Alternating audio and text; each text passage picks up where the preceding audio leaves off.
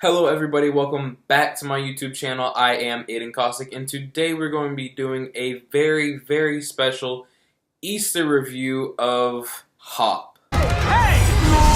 Evie! Oh, Carlos, can I touch the egg of destiny, please? Ow! There, you touched it. That was harsh. Hop. It ends here! The more sensitive chicks in the room may want to avert their eyes.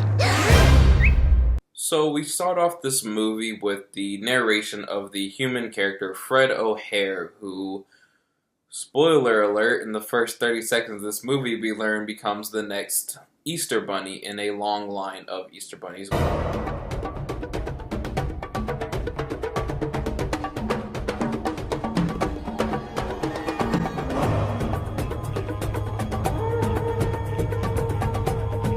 And right off the bat, we know this movie is going to be extremely stupid because we open up with Easter Island, and what is inside of the world-famous head sculptures on Easter Island? Well, it's pretty much Willy Wonka's chocolate factory.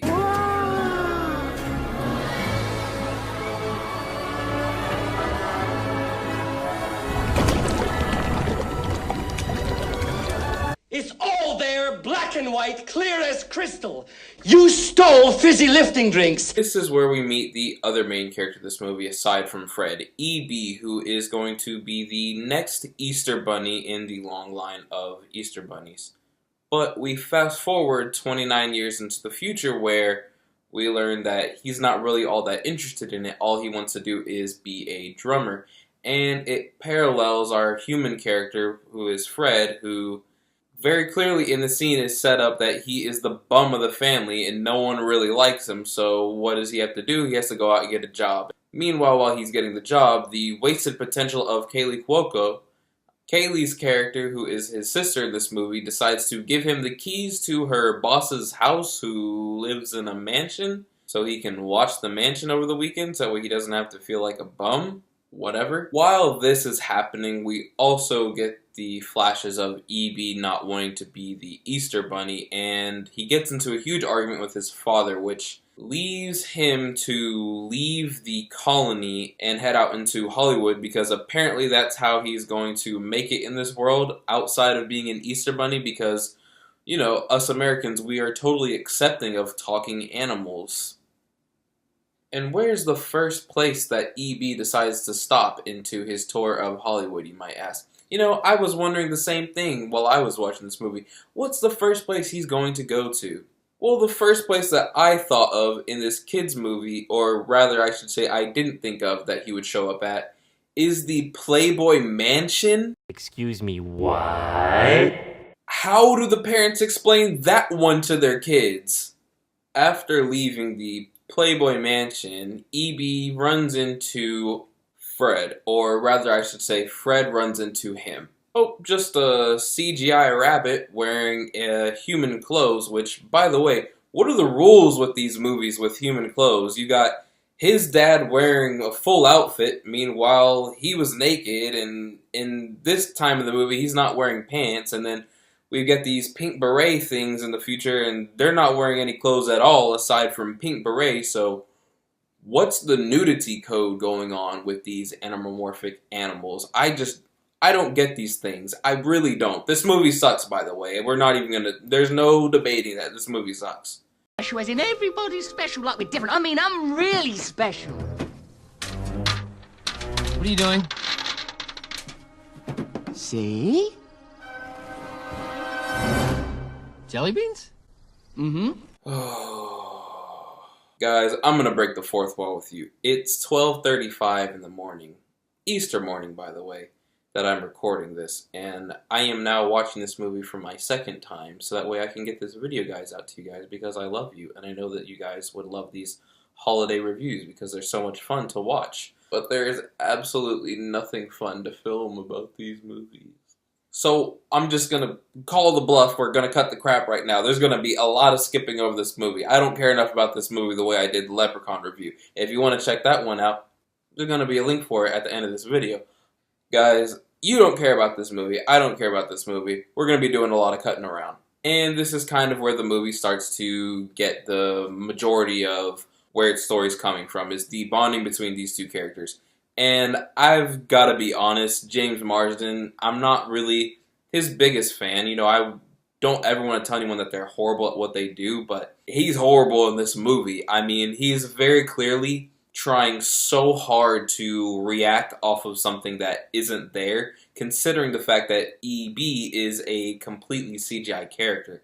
And I don't know what approach they took to this movie. I haven't watched any behind the scenes, and I don't really give a shit to check out any behind the scenes. I don't know if there was the tennis ball kind of thing going on where he could actually look and see what was going on the opposite side of him, but I get the feeling that majority of this movie, a director came in. I don't even know the director of this movie. Who cares? Sorry, dude, lady, whatever you are. But you can very clearly tell that James was reacting off of nothing, and I kind of feel bad for the guy, and I feel bad for everybody involved with this movie. So while E.B. is in Hollywood, back on Easter Island, we have the villain of this movie, who is Carlos the Yellow Chick, who for some reason has a Spanish accent, and I don't really understand why. What's up with the dialect? I said what's up with the clothes, but what's up with the dialect? Why do we have British bunnies, and we have Hispanic chicks, and we have regular English chicks?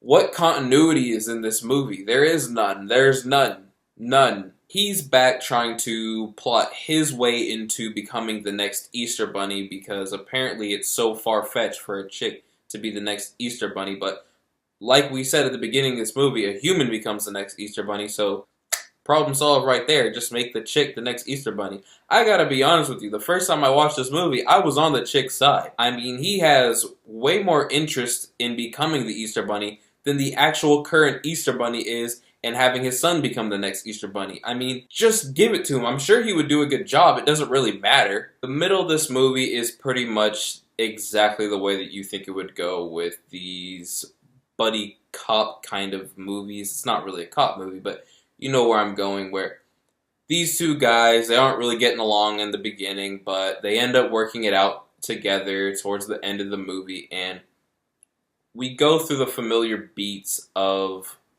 them bonding together over a common struggle. And their common struggle in this case is neither one of them really want the job that they have, but Fred doesn't have a job, so he's looking for what his next passion is going to be, and E.B. is looking to become a drummer, which leads him into a talent show, which is being hosted by David Hasselhoff. I don't want to hear anymore. But E.B., of course, he gets into the talent show because he's a great drummer, and who cares? Who cares? So, in the middle of this, Fred and E.B. kind of bond throughout the talent show process, and the rest of this movie is pretty much interjected with scenes that you would typically see in these really crappy kids movies, where we're going to get some type of weird dance routine for no reason. I'll play a clip of this, whatever this is. I want candy. Take it, kids. Kill me now. After these two guys have completely bonded, Fred comes up with the brilliant idea of what it is that he wants to do with his life and what job he's going to take on next. And of course, why didn't we guess it this whole time? He wants to be the next Easter Bunny. So the next 5 minutes of this movie or so is a double montage, full-on Rocky montage scene of Fred training to become the next Easter Bunny, which is just hilarious to actually watch. I feel so bad for him having to make this movie. I know he got locked in this thing and he was probably like, jeez, I have no way out of this. But it's intertwined with an equally horrendous montage of Carlos the Yellow Chick trying to train to become the next Easter Bunny as well. After the montage, E.B. is really trying to find a way to get to the talent show without the pink berets finding him, so he comes up with the idea of stuffing a turkey into a boiler and making it seem as though Fred killed him so that way he can get off the hook and get away from the pink berets and get back over to the talent show. thus leaving the Pink Berets to believe that Fred was the reason why E.B. is dead, so taking him all the way back to Easter Island in no time because who cares?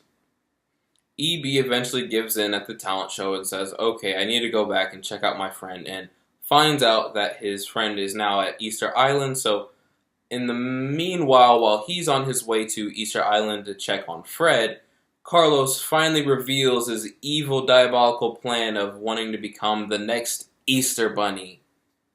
And in doing so, he steals the Easter Bunny's staff, which happens to turn Carlos into this really odd bunny-chick combination. I mean, this is the most bold, creative thing that this entire movie does. I mean, I'm not even mad about it, it's just stupid, but I'm not even mad about this one. I'll give them this one.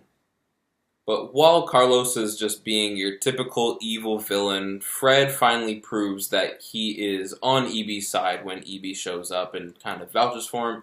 Fred helps E.B.'s father escape from Carlos, and I'm not gonna bore you guys.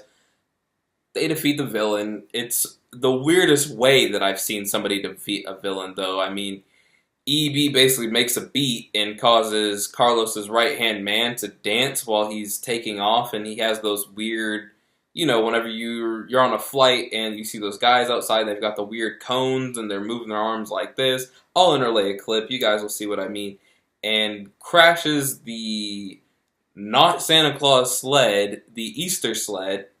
Like I said, right now it's about 12:50 in the morning. I'm rushing through this. I'm not BSing you guys. At least I'm being honest. I'm rushing through this one. Who cares? This movie sucks. Who cares? But Fred proves to everybody that he has the heart of the Easter Bunny and completely frees himself up from being framed of killing E.B., where E.B.'s father does some sort of weird Shazam transfusion where they both share the essence of the Easter Bunny now, thus leaving Fred to finally have a job so that way he can show off to his father, who hates him pretty much the entire movie just because he's a bum. I mean, he is a bum this entire movie. That's something that this movie does really bad. You don't care about any character in this movie. You really don't. I mean, the one that I cared about the most this entire time that got the most background and plot development was Carlos. I mean,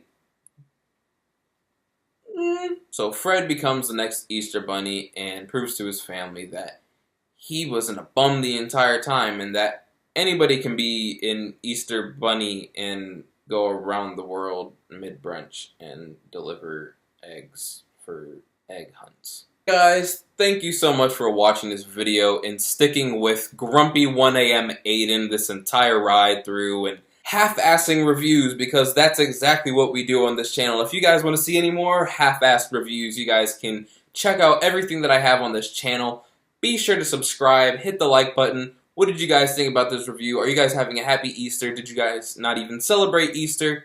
Whatever, it's a free country, it's a free world. It's really not a free world, I wish it was a free world. But hit my social media links in the description below. Be sure to wish everybody a happy holiday. Hit the notification bell so that you guys can stay up to date on every video that I have coming forward and everything I have going on this channel. And thank you guys so much for watching and being the best people that you guys are. Bye-bye.